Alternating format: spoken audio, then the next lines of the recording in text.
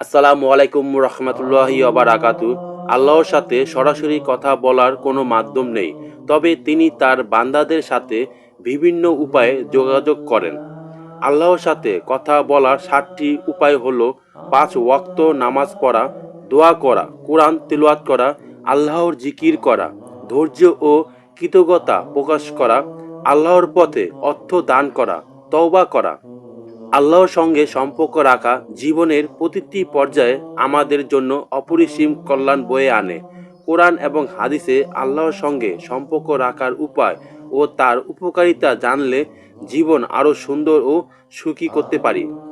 প্রিয় দর্শক, আল্লাহর সাথে সরাসরি কথা বলার 7টি মাধ্যম রয়েছে। 1. 5 ওয়াক্ত নামাজ পড়া। আল্লাহর সঙ্গে সম্পর্ক রাখার প্রধান উপায় হলো নামাজ। এটি হলো আল্লাহর সঙ্গে সরাসরি কথা বলার মাধ্যম। নামাজের মাধ্যমে আমরা আল্লাহর কাছে নিজেদের ভালো মন্দ সব কিছুই তুলে ধরতে পারি। রাসূল পাক সাল্লাল্লাহু আলাইহি সাল্লাম বলেন, নামাজই মুমিনের জন্য শ্রেষ্ঠ পথ আল্লাহর নৈকট্য লাভের। 2. দোয়া করা। দোয়া আল্লাহর কাছে সাহায্য চাওয়া ও নিজের জীবনের প্রয়োজনীয় বিষয়গুলো আল্লাহর কাছে নিবেদন করার মাধ্যম। হাদিসে এসেছে, দোয়া হলো মুমিনের অস্ত্র। প্রতিটি কাজে আল্লাহর কাছে দোয়া করলে তা আমাদের জীবনে বরকত আনতে সহায়তা করে। আল্লাহর বক্তব্য সরাসরি শুনতে চাইলে কোরআন তেলাওয়াত করতে হবে। কোরআন পাঠ আমাদের আত্মাকে পবিত্র করে এবং আল্লাহর সঙ্গে সংযুক্ত রাখে। আল্লাহ তাআলা কোরআনে বলেন, কোরআন আল্লাহর বাণী, যা মুমিনের জন্য রহমত ও সুসংবাদ। 4. আল্লাহর পথে অর্থ দান করা।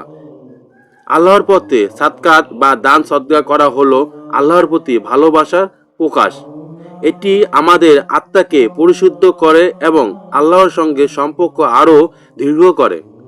5. ধৈর্য ও কৃতজ্ঞতা প্রকাশ করা। আল্লাহ তাআলা আমাদের জীবনের যে পরীক্ষা বা আশীর্বাদ দেন, তার জন্য ধৈর্য ও কৃতজ্ঞতা প্রকাশ করতে বলা হয়েছে। ধৈর্য ধারণ মাধ্যমে আল্লাহর সন্তুষ্ট লাভ করা যায়। 6 নম্বর হচ্ছে আল্লাহর জিকির করা। প্রতিদিন আল্লাহর জিকির করা, যেমন সুবহানাল্লাহ, আলহামদুলিল্লাহ, আল্লাহু আকবার। এই জিকিরগুলো করলে আল্লাহর সঙ্গে আমাদের সম্পর্ক দৃঢ় করে।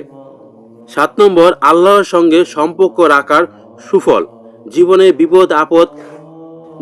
বিপদ আপদ লাঘবের জন্য আল্লাহর সঙ্গে সম্পর্ক রাখা সবচেয়ে শক্তিশালী একটি পন্থা। পবিত্র কোরআনে বারবার বলা হয়েছে, তোমরা আল্লাহর উপরে ভরসা রাখো, তিনি তাদের সব বিপদ থেকে রক্ষা করবেন।